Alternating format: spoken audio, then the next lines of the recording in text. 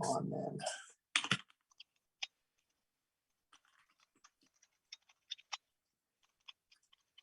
I have no idea what's going on. It's like not giving me any error messages. Yeah, I That's didn't know that's either. I just got a note. I saw on my Discord because I had all the windows up. I saw my noties going up, so I clicked over while talking, and then I saw that because otherwise I wouldn't know. All right, so it looks like we're live. It's a weird URL though. Let me put it in the Discord. Okay. It's like defaulting to something else. Just give me a second. Shit.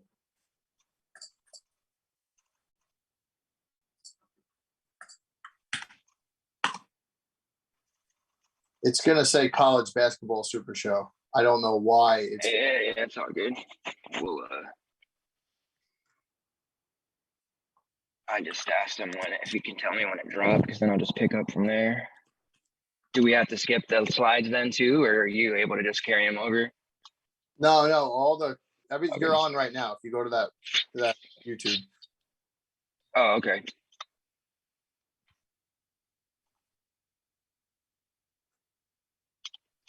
All right, sorry guys. I'm just gonna post. We had a difficulty, not sure what happened, so bear with us there. I just need to post that new link to Twitter real quick, and then we'll get started. I believe we dropped somewhere around the running back, so I deeply apologize for that. We didn't get a notification from Zoom. 1 second.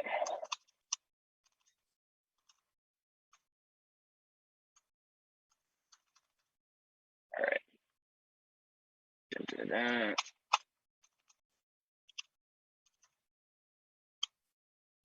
All right, so apologize if you guys heard this part already. I believe, just getting into Chez Malusi against Notre Dame. That is a spot that we like to target heavily. We know running backs versus Notre Dame has treated us very well. They are down their top nose tackle, Hinish, so that running game is going to open up even more. With him in the lineup, it's not as if they were stopping them anyway. This game is going to be a physical battle. There's going to be a lot of clock control. The quarterbacks on both sides are relatively pedestrian. Graham Mertz has yet to throw a passing touchdown. This is a revenge game for Jack Cohn, but that first game was more of an anomaly for him, scoring 30-plus fantasy points. That's not going to be very typical of him. So Jalen Berger did get some carries last week. He is going to, get 10 to 12, maybe even more at that end.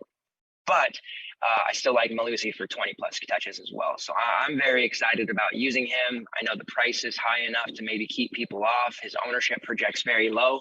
So I'm still on the Chez Malusi train. I'm still taking running backs against Notre Dame. So let's move on. Oh, and before I move, let's just mention Breece Hall, 7K for Iowa State. Breece Hall has been major chalk on most slates. He's going to be major chalk again. I certainly don't mind using him. I think he's a lock for 20-ish fantasy points at 7K.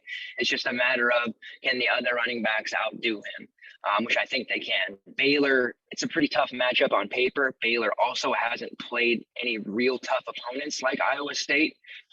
I just am curious that if Iowa State will get enough possessions or enough time of possession, I should say, to be effective. But if he's going to be like 30% or more owned, which is trending towards, I think he's a fade in GPP for that reason. So let's move to wide receivers here. Sorry that we jumped behind. Hopefully you guys are still going to have time to do your lineup. So wide receivers. Khalil Shakir at Boise State, 7.4. I absolutely love the Utah State Boise State game. This is one that is very stackable game stacks. I mentioned with Logan Bonner, the total over 70. Khalil Shakir is really the only consistent DFS option you can and really rely on from the Boise State side. He's going to be semi-chalky. Hank Bachmeier is a quarterback that's adequate enough to get him the ball. I have him ranked as the top 3 guy on the slate.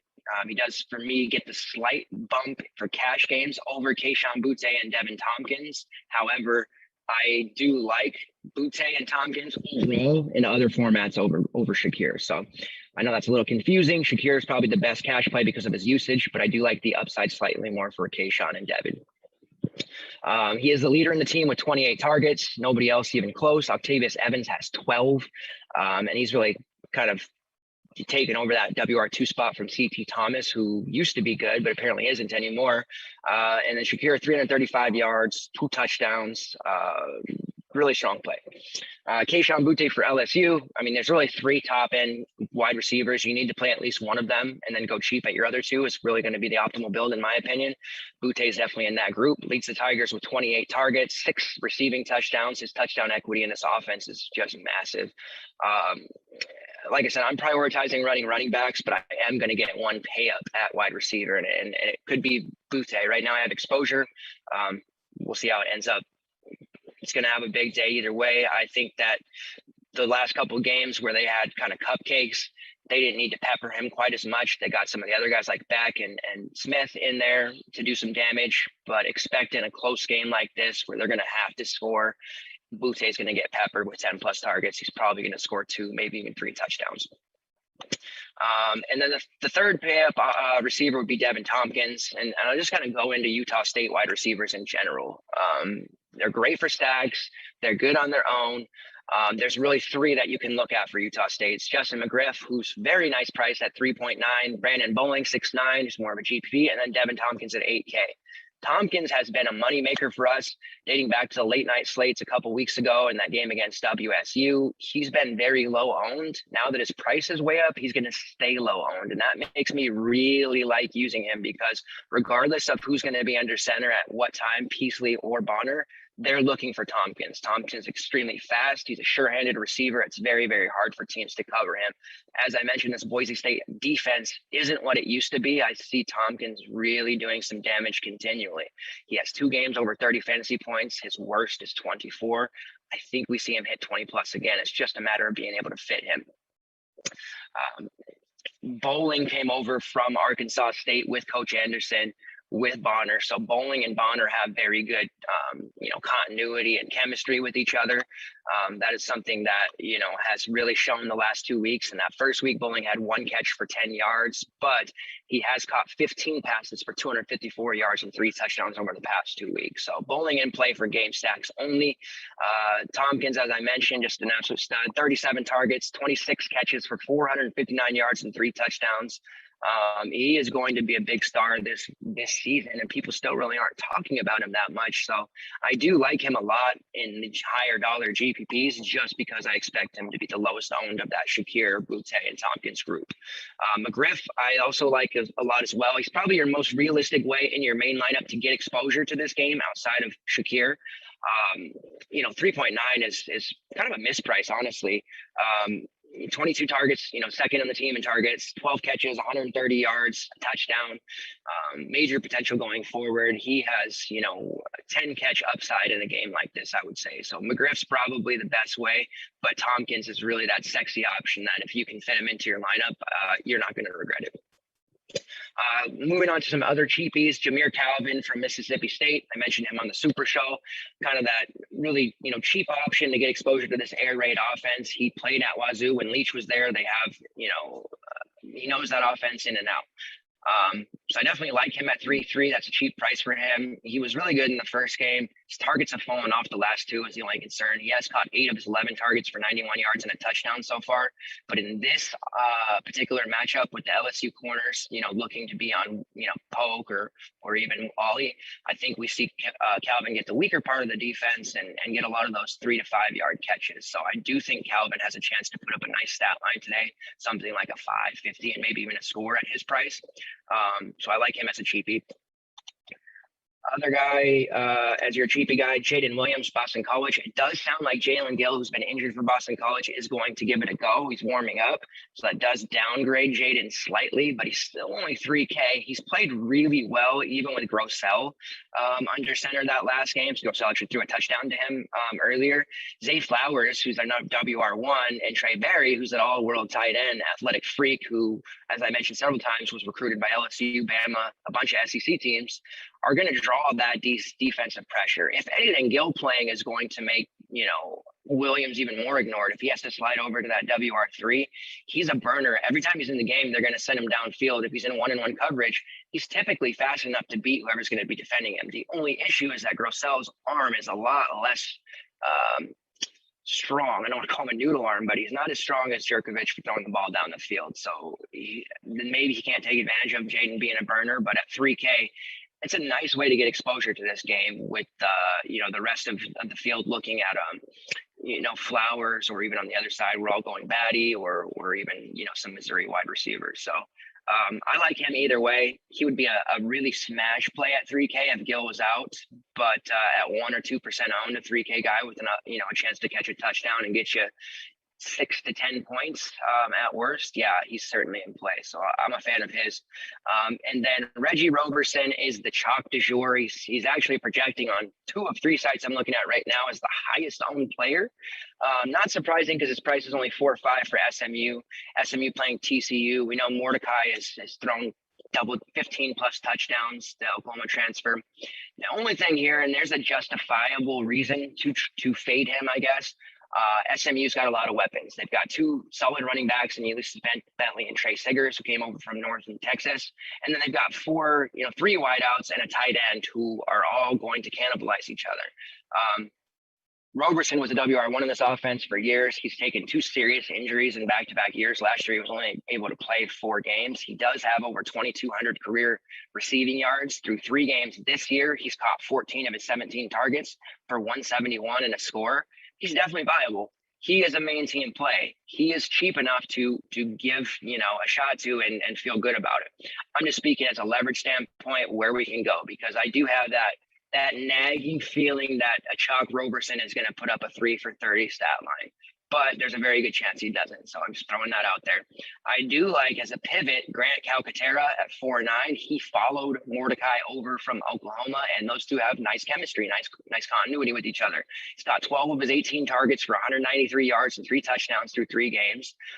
And we know this SMU offense has been able to support the last couple of seasons, even though this is kind of a newer coaching staff, the tight end. Kyle Granson the last 2 years when he transferred from Rice, he was a monster in this offense. Caught 78 passes for over 1,200 yards and 14 touchdowns, 119 targets. And Calcaterra's really just slid into that Kyle Granson role, and he's running with it. So with Calcaterra expected to have way lower ownership to the 5-6% range compared to 45% for Roberson, that's, one of the ideal situations. They're within 400 of each other to be used for leverage purposes. So I do like doing that. I don't mind Rashee Rice. He's a little bit high price for me, considering he's the 4th most targeted receiver. And then Danny Gray at 7.1 is fine. No one's going to be on Gray. So if you're running multiple lineups, definitely throw him in one as a pivot off those top 3 receivers that I talked about. And then Xavier Worthy for Texas. I think he's going to end up being the WR1. Pete noted on our show on Wednesday that Coach Sark tried to recruit him to Bama. He turned him down. He ended up transferring to Texas anyways, to be with Sark. And Jordan Whittington, who we roll on in week 1, who went off, has really fallen off for 2 straight weeks. Josh Moore, who most people thought would be the WR1 prior to the season starting, has been horrible as well. So that WR1 spot is up for grabs, and it looks like Worthy's grabbing it. He does have 14 targets to Whittington's 17 overall, but that's because Whittington had such a big week 1. He has out-targeted him in the last 2 weeks. He has a 21.8 fantasy point performance in that game against Rice. So there's, like I said, a lot of playable sub-5K options. Worthy's going to be flying way under the radar. So if you're running multiples again, I think you want to get exposure to him. And then, I know we're running short on time, Texas A&M wide receivers, Caleb Chapman, Hezekiah Jones, both confirmed out. Well, Jones is, Chapman very doubtful. Aeneas Smith was listed as day-to-day. It sounds like he's going to give it a go. The Arkansas defense has been good. And I know that they've only really faced Texas so far as a good team that they really kind of shut down. Bijan Robinson had a rough game against them. So 14 fantasy points, but you expect more from him. So it's not a spot that I want to stack up, but the Texas A&M guys are so cheap. I think you can look at them. Jalen Weidermeyer at 4.3. He's a team leader in targets with 24. It feels like we've been waiting for him for years to really pop off. He's been a DFS darling, but he just keeps on doing like the 3 for 30 thing. And this is today the day for him to really kind of show out. So I do like him. I like Dimas at 4.4 for 100 more. He's going to be low owned. He got his first touchdown last week, a big one, 2 catches for 100 yards and a touchdown. So he's certainly going to be in the mix with Jones and Chapman, likely out. And then Moose Muhammad, who's Stoneman price. That was if Aeneas Smith couldn't go. I was looking at Moose. He caught his first touchdown of his career last week as well, 3 for 24. So there's a lot to like for the Texas A&M receivers, but the game in general just looks like it's going to be a rock fight. So I'm a little leery of it for my main lineup. Core-wise, I've got 3 running backs as my core. Didn't core a quarterback because it's so open to interpretation. Same thing with the wide receivers, where running backs I'm very defined on. These are the 3 that you should be putting in your main: Tyler Batty, Bijan Robinson, and our guy Chez Mellusi.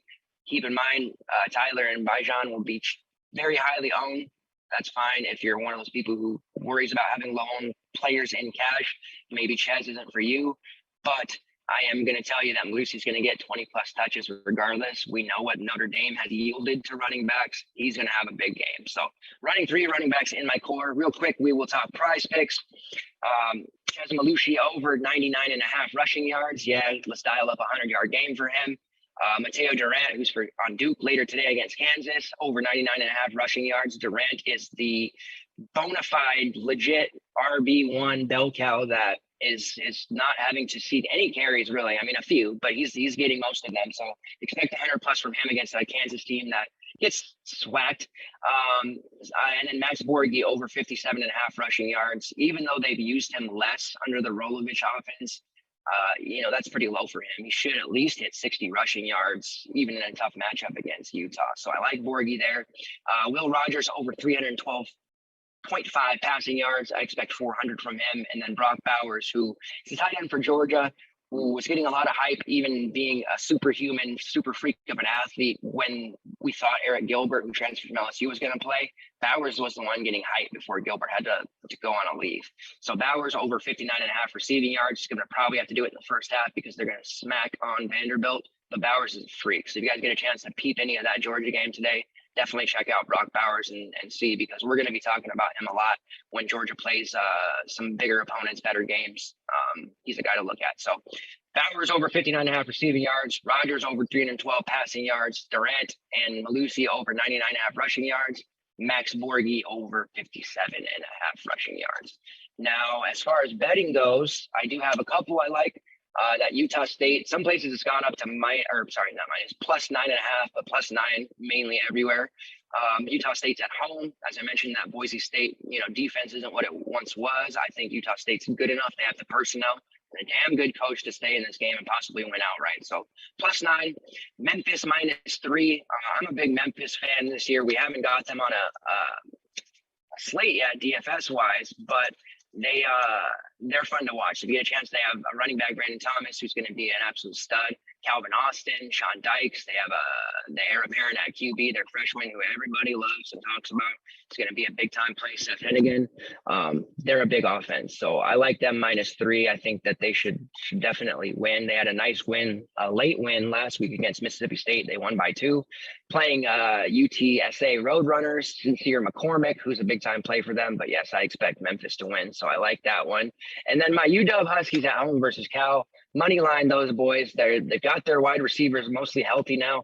Jalen McMillan, Taj Davis, all my guys, Kate Otten, their super tight end, all healthy and playing well now. So I expect them to win this game against Cal tonight. That is it, though. We have about 20 minutes to lock.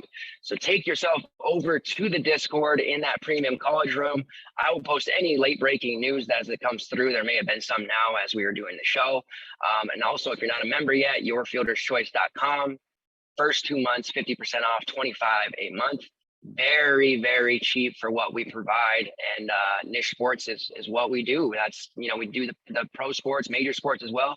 We make a lot of good dent into the niche sports community, and we're going to be doing a lot of prize pick stuff now too as well. So good chances for you guys to make money if you just sign up with us and use our promo code. So Thanks, guys. Appreciate the support. Sorry about the hiccup in the middle of the show there, but I think you guys have a solid idea of how to approach this slate.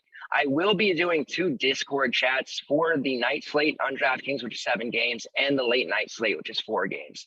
Expect the middle slate there, that 7-gamer, to be in the YFC public room. So that's for everyone. Even if you're not a sub, you'll be in on that one, so you can see what we do. And then the 4-game late night will be a Discord YFC premium members only. All right. Thanks, guys. My name's Walt, aka WDeuce85 on all social media. Thanks to Mafa for handling that hiccup there. The producer of the extraordinaire. Appreciate that. But everybody, best of luck today. See ya.